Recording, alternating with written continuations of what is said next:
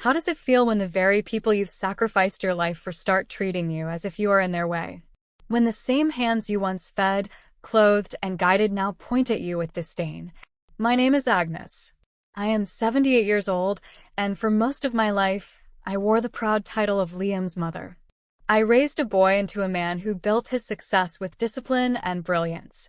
He became an architect, shaping towers that rise into the clouds over Seattle. For decades, I believed my devotion had meaning. I thought it guaranteed me a seat of honor in my family's life. But one evening, at a dinner table that should have been filled with love, my daughter-in-law Sophia turned to me with cold eyes and asked, "How does it feel to be a loser?" The whole room went silent. Even my son froze, unable to speak. That single question pierced deeper than any insult I'd ever faced. Before I share how that dinner ended, let me welcome you warmly. May peace touch your heart today. May your body be strong against the aches of age, and may your spirit carry joy even in the face of hardships. To all my dear viewers, may your days in your 60s, 70s, and 80s be filled with dignity and love. And please subscribe to this channel and tell us where you're watching from, so we can bless you by name in future stories. When my husband, Arthur, passed after 52 years of marriage, I told myself I would survive the loneliness. I filled my days with gardening, volunteering at the library, and waiting for the moments my family needed me. My son Liam, his wife Sophia, and their 2 children became my anchor in a world that felt too quiet without Arthur's laughter. For years, I believed Sophia cared for me. I thought of her as the daughter I never had. I helped set up their first home, guided her through the early years of motherhood, and even stayed nights with the children so she and Liam could rest. I thought we shared a bond of respect and gratitude. But kindness can be replaced by indifference in ways you never expect. A forgotten phone call. An invitation that arrives at the last moment. A cold glance that makes you feel like a stranger in your own child's home. Little cracks like these can grow until you no longer recognize the faces across the table. So when Sophia spoke those words, "loser," in front of her colleagues, it was not just a cruel remark. It was the climax of years of being slowly pushed aside. Yet that night, I did not break. Some people say age makes you invisible. You walk into a room, and younger faces look past you as though your life no longer counts.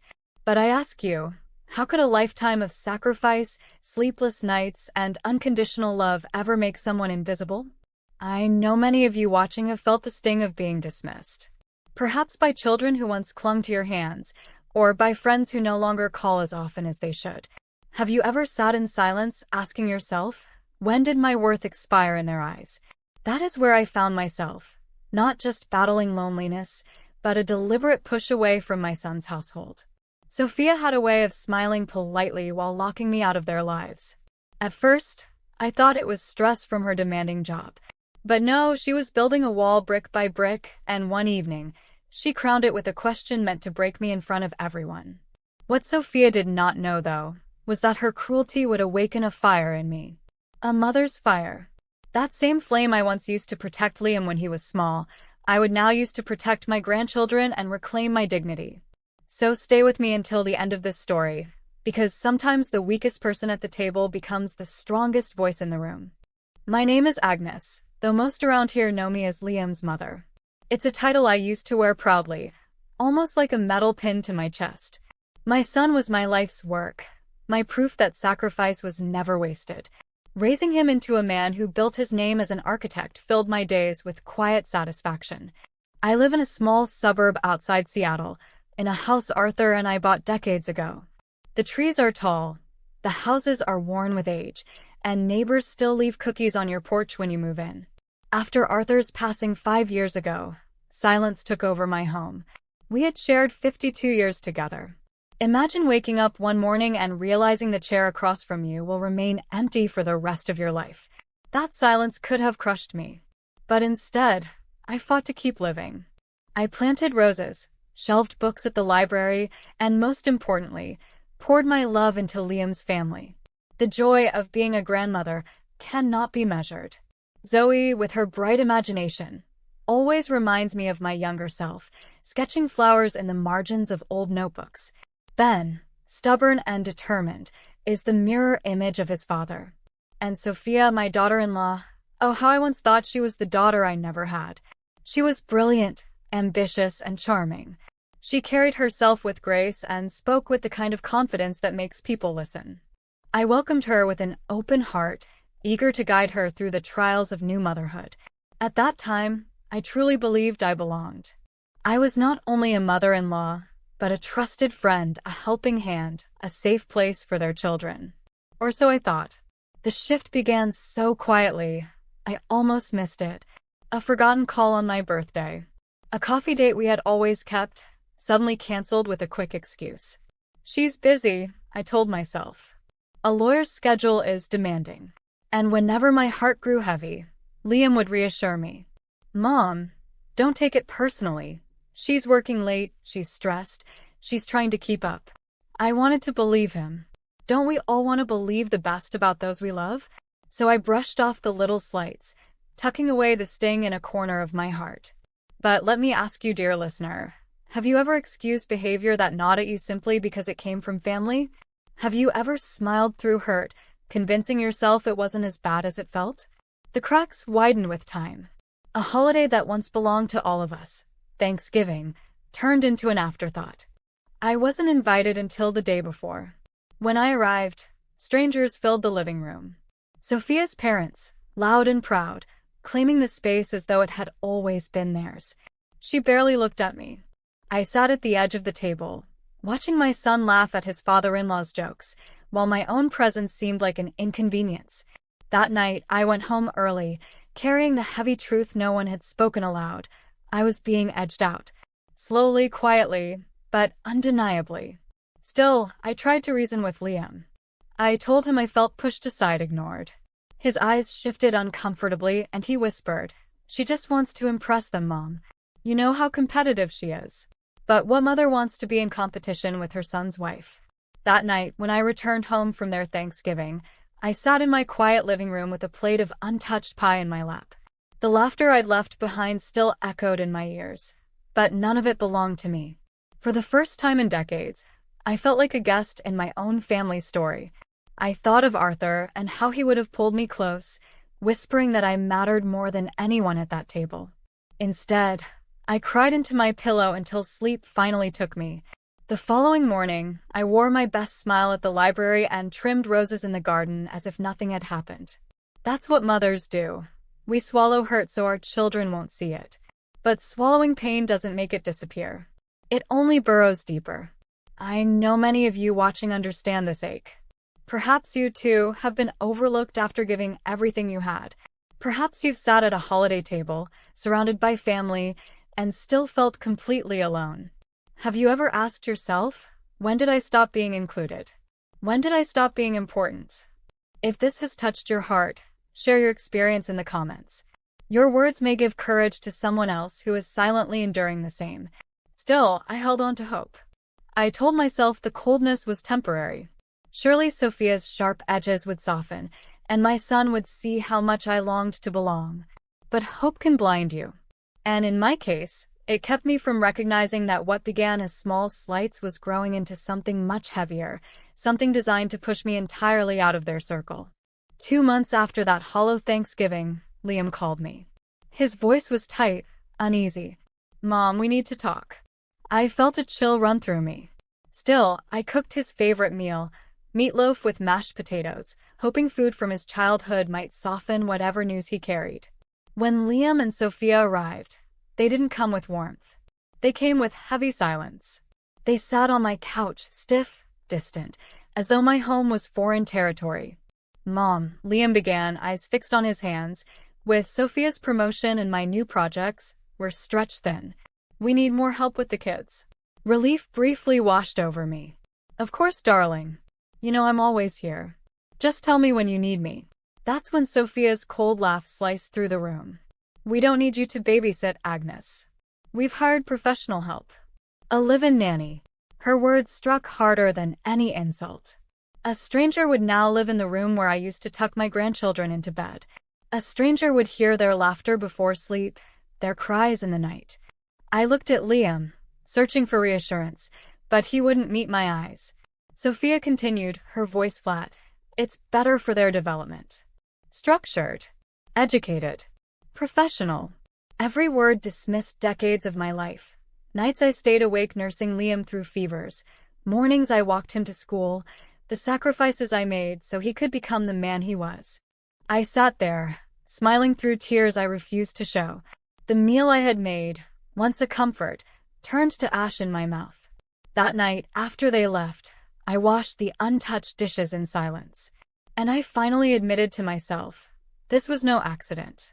I was being replaced. After that dinner, the silence between us grew heavier. Weeks passed, and I rarely saw my son. My calls often rang unanswered, and when Liam did pick up, his tone was hurried. "Mom, I'll call you back." But he never did. The family dinners that once gave me life vanished. No more Sunday lunches, no more impromptu movie nights with the children. Even my birthday went by with nothing more than a brief text. The few moments I did get with my grandchildren were by chance. One afternoon at the farmer's market, little Ben and Zoe spotted me from across the stalls. Their faces lit up as they ran into my arms. I held them close, breathing in the familiar warmth of belonging. But before I could savor the moment, a sharp voice cut through the air. "Zoe, Ben, come here." Now, it was Karina, the nanny Sophia had chosen to replace me. Tall, rigid, her expression colder than steel. She pulled the children away as if I were a stranger, her eyes narrowing with disapproval. "Grandma, why don't you come over anymore?" Ben whispered, before being tugged by the hand. Those words pierced deeper than Sophia's. Out of the mouths of children came the truth. I was being erased. Dear viewers, let me ask you, have you ever felt like your place in the family was stolen, not by distance, but by someone who wanted to remove you entirely? Have you ever been treated as though your love was a nuisance? That evening, I sat in my garden, staring at the roses Arthur had once helped me plant. Their thorns reminded me of my reality. Love can bloom, but it can also wound. And I began to realize, this was not just carelessness. It was deliberate. The more I was kept away, the more uneasy I became. Then one afternoon my phone rang. It was Brenda, my childhood friend, the one person who never failed to share news faster than the papers could print it. Her voice held that familiar tone of gossip. "Agnes," she said, "you won't believe who I just saw at the hospital gift shop. Sophia's mother." She was bragging about Liam and Sophia's week-long trip to the Bahamas. My chest tightened. A week-long trip? No mention of it to me. Not even a postcard. They claimed to be too busy to answer my calls, too exhausted for Sunday dinner. Yet they could fly off to paradise. I forced a polite laugh for Brenda, but when I hung up, my hands trembled. This wasn't busyness. This was exclusion. A choice. The more I thought about it, the clearer it became. I wasn't simply being overlooked. I was being pushed out. That night, I could almost hear Arthur's voice. "Pay attention to the little things, Agnes. They're never as little as they seem." He had always been observant, seeing patterns where others saw nothing. And so I began to watch. I drove past Liam's house in the evenings. Karina's car was always there. I saw her walking the children to school, taking them to the park, answering calls through a headset while Zoe and Ben trailed behind. She wasn't nurturing them. She was managing them, like a drill sergeant keeping order. Neighbors noticed too. Mrs. Gable, who had lived on that street for 40 years, shook her head when I brought it up. "That nanny of theirs," she said, "I've seen her scolding Ben for muddy shoes. Made the poor boy stand in the corner of the yard for nearly an hour." Dear listener, can you imagine? A boy no older than 9, punished in his own backyard, while his grandmother wasn't even allowed through the front door. It was then I knew. This wasn't just distance. This was control. Someone was ensuring I stayed away. The chance to step back into my grandchildren's world came unexpectedly. Liam called one afternoon, his tone frazzled. "Mom, I hate to ask, but could you pick Zoe up from school and take her to her dental appointment? Sophia and I are both tied up at work, and the nanny is out sick." My heart leapt. "Of course, darling. Tell me when and where." At 2:15, I stood outside Zoe's school, my hands gripping the steering wheel tighter than I cared to admit. When she spotted me, her face brightened, and she ran into my arms. "Grandma," she cried, her voice like sunlight breaking through heavy clouds. The dentist visit went smoothly. A small cavity was treated, and Zoe, pale and tired, asked if she could rest at home. I agreed, eager to tuck her into her own bed, if only for a short while. But when we arrived at the house, something felt off. A sedan I didn't recognize sat in the driveway. The front door, usually locked, was ajar. I called out, "It's Grandma and Zoe." No reply. From the living room came muffled laughter, adult voices. I led Zoe inside, my pulse quickening. There, on the couch, sat Karina, the supposedly sick nanny. Beside her was a man with a scruffy beard. Between them, a laptop glowed. On the screen, a baby cried. But it wasn't Zoe nor Ben. It was an infant I had never seen before. The man mocked the baby's cries while Karina laughed. When they noticed me, panic flooded their faces. They snapped the laptop shut, the man shoving it into a backpack. "Agnes," Karina stammered. "I wasn't feeling well, a friend stopped by." I pointed at the laptop. "That wasn't a friend's baby. What are you doing?" Her eyes darted nervously. "Just helping. Nothing serious." But I saw the truth in her panic. Whatever they were doing, it was wrong. Very wrong. I took Zoe's hand, steadying my voice. "Get your coat, sweetheart. We're leaving." We walked out without another word. But my mind was racing. Who was that baby? And why did they have a live feed of it? Back home, Zoe slept peacefully on my couch, her little chest rising and falling with each breath. I sat nearby, unable to calm the storm inside me. The image of that baby's tear-streaked face glowed in my memory. Who was the child? Why were strangers watching? I couldn't tell Liam. He would defend Sophia as always, or worse, dismiss me as paranoid. The police would laugh at my story of a nanny and a man with a laptop. No, I needed something solid. I started with the man's face, scruffy beard, nervous eyes. Later that week, Mrs. Gable gave me his name without realizing its weight. "Marco," she said casually. "Her brother. He's around often. Always driving that beat-up car." That was enough to spark my search. I sat at my kitchen table with Arthur's old laptop, his voice echoing in memory. "Don't get left behind, Agnes. Learn this. It might save you one day." I typed in words I never thought I'd use: hacked baby monitor, illegal live feeds.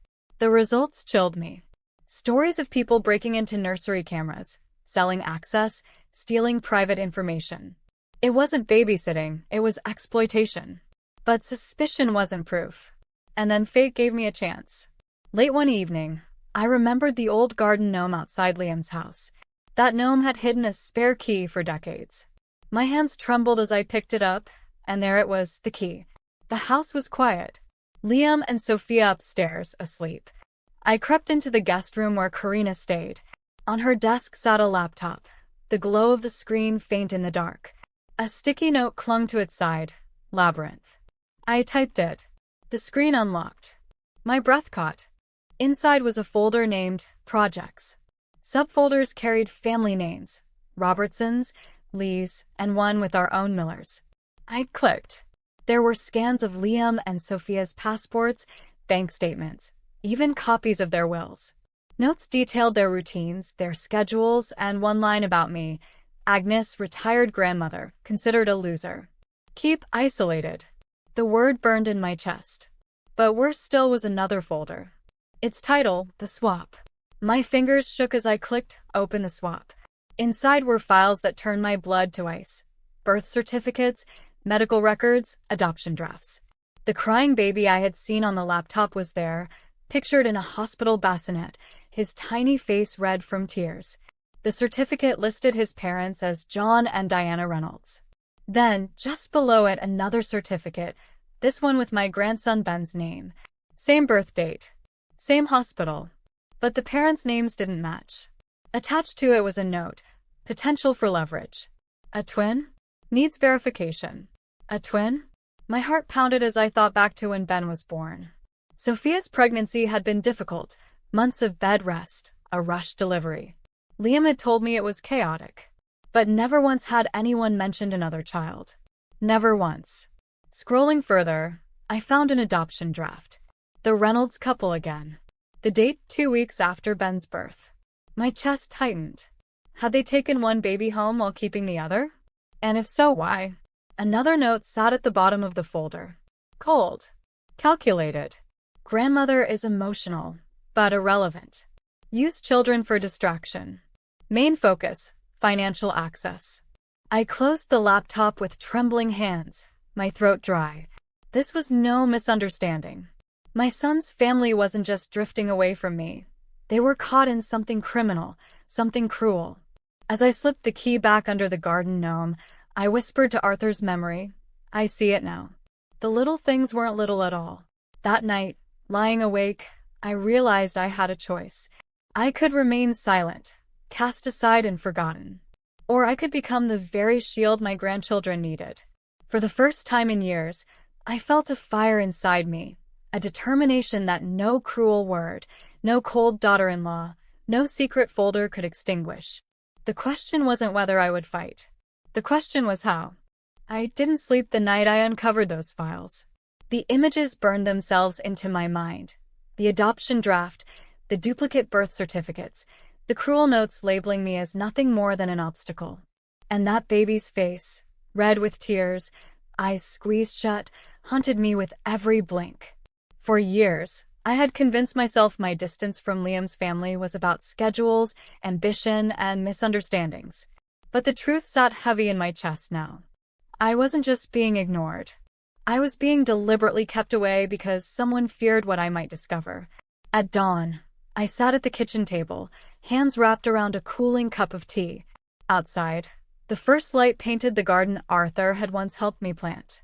His voice came back to me, as if he were seated across from me once again. The little things are never little, Agnes. He was right. The forgotten invitations, the abrupt cancellations, the hostile nanny, each one had been a warning. I had finally listened. And so, in that moment, I made a decision. I was no longer going to be a silent grandmother begging for scraps of attention. I would be a guardian. I would be the woman who stood between my family and destruction. I began small. Every document I had opened on that laptop, I photographed with shaking hands before slipping back into the night. Those files were now stored in my email and in a secure folder I could access anywhere. The next day, I shared everything with Brenda, my lifelong friend. Her jaw dropped as I laid out the details. Karina, the man named Marco, the hidden files. Agnes, she whispered, this is dangerous. You can't handle it alone. That's why I'm telling you, I replied. If anything happens to me, you know what to do. These files must reach the authorities. But Brenda wasn't my only lifeline. I picked up the phone and called Bill, an old friend of Arthur's and a retired detective. He had seen a lifetime of human weakness, and though I spared him some of the darker details, I explained enough. He listened carefully before answering, Agnes, you're right to be cautious. Don't confront her yet. Stay steady. I'll be ready when you need me. Knowing he was on standby eased the weight just enough for me to breathe again. Still, I wrestled with doubt. Could my son bear the truth? Could I even find the words? Liam had spent years bending himself into knots to defend Sophia. He loved her, or at least the version of her he thought he knew. How could I tell him the woman he trusted had built their marriage on lies and deceit? I looked at pictures of him as a boy, muddy knees, gap-toothed smile, eyes that trusted me completely. And I knew I had to try. He might hate me for it. He might deny everything. But if I kept silent, he would remain trapped in Sophia's web, blind to her cruelty. Viewer, let me turn to you here. Have you ever faced the torment of knowing a truth your loved ones refuse to see? Have you ever felt the agony of holding proof in your hands while fearing no one would believe you? Share your thoughts in the comments, because someone else listening right now might need to know they're not alone. Days stretched on, and my resolve hardened. I watched from a distance, careful not to reveal my knowledge too soon. Karina still strutted about as if she ruled that home, barking orders, her headset practically glued to her ear.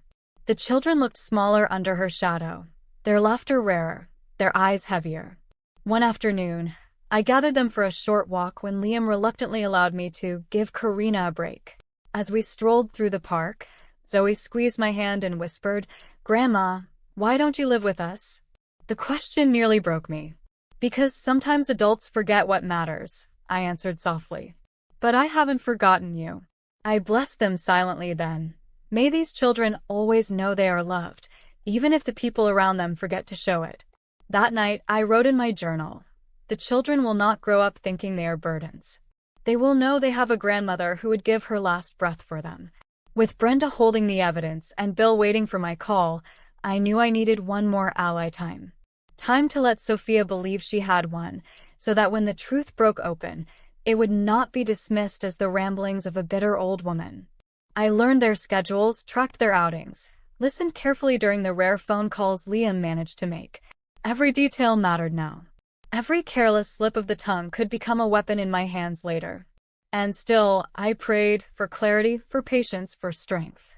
I prayed for my son's eyes to open, for my grandchildren's hearts to stay gentle, for my own courage not to falter when the final test came. That test arrived in a way I least expected. A week later, Liam called again, his voice taut. "Mom, Sophia wants you to come for dinner. We're hosting some of my colleagues. She wants to show them that we're a family." I nearly laughed at the irony. For months I had been excluded, silenced, branded a burden. And now, suddenly, I was needed as a prop to complete her performance. But rather than reject the invitation, I accepted with calm grace. "Of course, dear. I'll be there at 7. He sounded relieved, perhaps even grateful. But as I set the phone down, my lips curved into the faintest smile. This was it.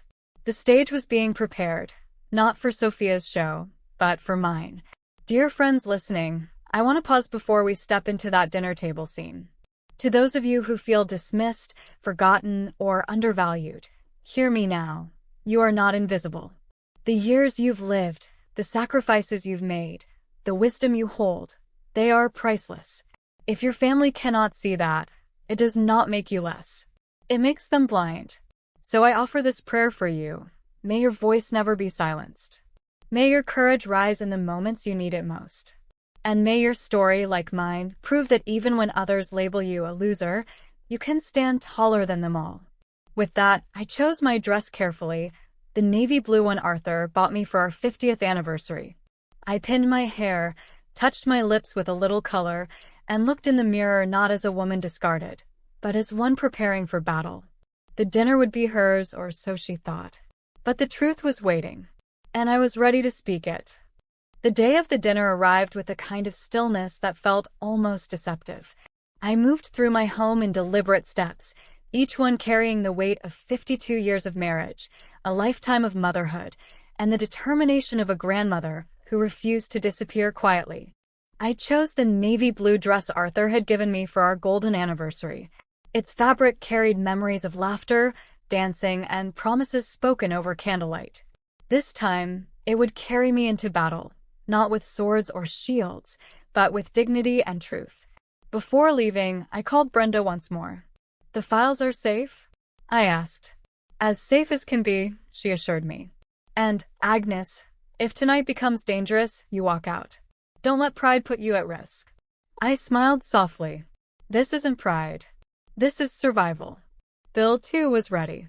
He had spoken to contacts still in law enforcement, quietly alerting them. If my suspicions were right, tonight wouldn't end with dessert. At precisely 7, I stepped into my son's home. The living room glittered with polished glasses and expensive smiles. Lawyers, architects, colleagues, all dressed in their finest. The hum of conversation filled the air like a staged performance. Sophia glided toward me, her red dress striking, her lips stretched into a smile that didn't reach her eyes. "Agnes, how lovely that you could join us." I matched her smile with one of my own. I wouldn't have missed it. Liam appeared, nerves etched across his face. "Mom, you look wonderful." I kissed his cheek gently, whispering a silent prayer for the boy who had once trusted me with everything. At the table, conversations swirled around promotions, luxury vacations, and ambitious projects. I listened quietly, the files seared in my memory, waiting for the moment to strike.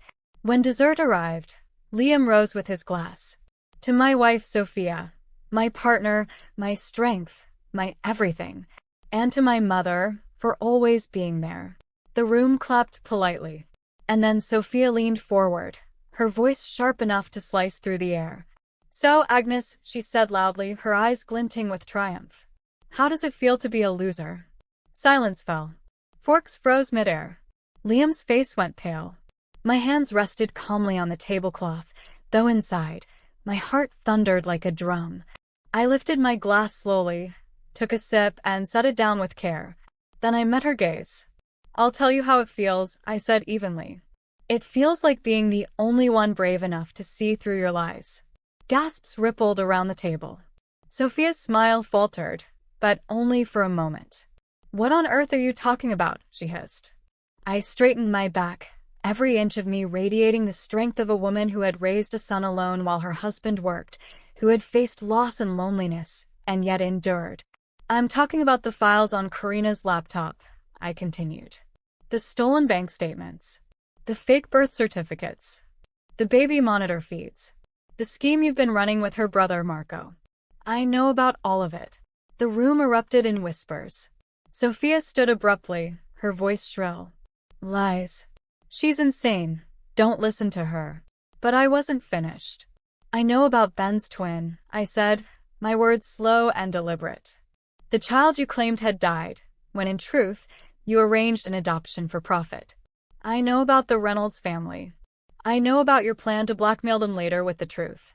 Liam's face drained of color, his eyes darting between me and Sophia. What is she saying?" he whispered. Sophia lunged toward him. "She's making it up. She hates me." But I reached into my bag and pulled out my phone. "It isn't my word against yours, Sophia. I copied everything. Every document, every note, even the one where you called me a loser." I held the screen aloft, the images glaring undeniable. Sophia's mask cracked. Her confidence collapsed into desperation. "Liam, please listen to me." "She's twisting it." But footsteps echoed from the hall. 2 uniformed officers entered, followed by Bill, his presence steady as ever. "Ms. Miller," one officer said firmly, "we have a warrant for your arrest on charges of identity theft, fraud, and conspiracy." The room turned into a whirlwind of gasps and murmurs. Guests pulled back, their admiration for Sophia crumbling into disgust. "No," she screamed, clawing toward Liam. "You can't let them do this." But Liam stepped back, horror etched into his face. His silence condemned her louder than any words could. The officers cuffed her hands, her red dress a cruel contrast to her downfall. They led her out as neighbors peeked from porches, whispers already spreading like wildfire. When the door shut, the room felt heavy, suffocating. Liam remained standing, staring at the empty space where his wife had been. His colleagues excused themselves awkwardly, their elegant laughter now replaced with nervous whispers. Finally, he turned to me, his eyes brimming with tears. "Mom, I didn't know." I touched his cheek gently. "I know, son. But you should have." My voice carried no malice, only sorrow for what had been lost and relief for what had been spared. That night, Liam came home with me. At the kitchen table where I had once bandaged his knees and celebrated his grades, he confessed everything. Sophia had told him their second baby had died at birth, convincing him to sign papers quickly under the pretense of medical research. He had believed her, blinded by love and trust. Now, faced with the truth, he wept openly, his shoulders shaking like a child again. The weeks that followed were not easy. Liam filed for divorce. He fought for custody and won. The children returned to my home often, filling its rooms with laughter once more. He left the firm tied to Sophia's corruption and began anew with a smaller practice, one grounded in integrity rather than greed. Every evening, when Zoe and Ben sat at my kitchen table for homework, I felt the ache of missing Arthur, but also the warmth of knowing my place had been restored. I was not a burden. I was not a loser. I was the backbone of my family. Dear friends, I want you to carry this lesson with you. Age does not erase value. A mother's wisdom, a grandmother's love, these are treasures no degree or title can replace. If you've ever been pushed aside, if someone has tried to label you worthless, remember my story. Strength sometimes speaks softly, through patience and prayer, but when the time comes, it roars louder than any insult. And so I leave you with this blessing. May your families honor you. May your voices be heard in rooms where others try to silence you. And may you always rise with dignity, no matter who tries to cast you down. Life didn't snap back into place overnight. Healing never does. In the weeks following Sophia's arrest, the air around my son's home carried a mixture of grief and relief.